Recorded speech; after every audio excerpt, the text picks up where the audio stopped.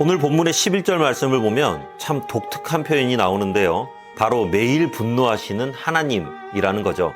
성경은 보통 하나님에 대해서 자비로우신 하나님, 은혜의 하나님, 사랑 많으신 하나님이라는 표현을 사용하지 분노하시는 하나님, 특히 매일 분노하시는 하나님이란 표현은 거의 사용하지 않습니다.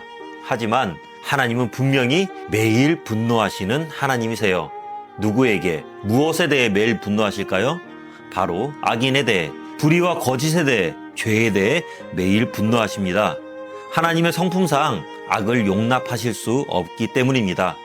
물론 하나님이 악을 용납하지 않고 분노하신다고 해서 악인들에 대해 언제나 바로바로 즉결 심판해 버리시는 건 또 아니죠. 하나님은 악을 행하는 자들에 대해 즉각적인 심판을 하시기도 하지만 대부분은 오래 참으시는데요. 바로 회개의 기회를 충분히 주시기 위해서 오래 참으십니다. 오늘날 악인들이 무사한 이유가 바로 이거예요. 그래서 가끔 하나님의 공의가 무너진 것처럼 보이고 심판이 사라지며 악을 보고도 방관하시는 것처럼 보입니다. 우리가 봤을 때 말 그대로 천벌을 받을 만한 사람이 너무도 당당하게 세상을 활보하면서 오히려 형통한 삶을 살기도 하거든요. 그래서 그들은 죄를 대수롭지 않게 여기면서 또 다른 죄를 찾기도 합니다. 하지만 하나님의 오래 참으심은 하나님이 공의롭지 않거나 심판이 없다는 게 아니죠. 하나님은 오늘 본문의 말씀처럼 매일 분노하십니다. 악인들이 회개하지 않는 이상 하나님의 진노는 매일매일 그들의 머리 위에 쌓이고 있는 거예요.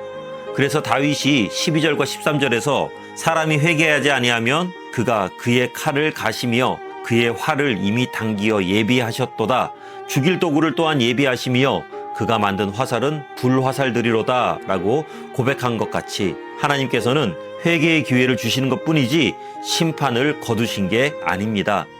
악인들이 지금 형통해 보인다고 할지라도 언제 하나님의 칼이 임할지, 언제 하나님의 화살이 날아들지 모르는 것이고 오래 참으시는 하나님의 심판이 비로소 임할 때 악인들은 비참한 최후를 맞이하게 될 것입니다. 그러니 우리는 악인의 형통을 보고 낙심할 게 아니라 악인에게까지도 회개의 기회를 주시길 원하는 하나님의 마음으로 이 세상을 바라봐야 할 것입니다.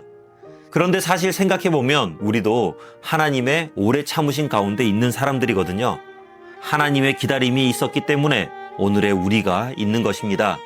그렇다면 우리가 악인을 보면서 분노하고 공의를 외치는 것보다 그 영혼을 불쌍히 여기는 하나님의 마음을 품는다면 어떨까요?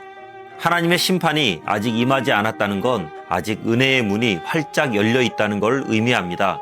물론 못된 사람들 보면 화도 나고 짜증도 나지만 그럼에도 불구하고 하나님의 마음을 가지고 복음을 전하고 은혜를 나눈다면 하나님께서는 그런 우리를 더욱 기뻐하실 것입니다.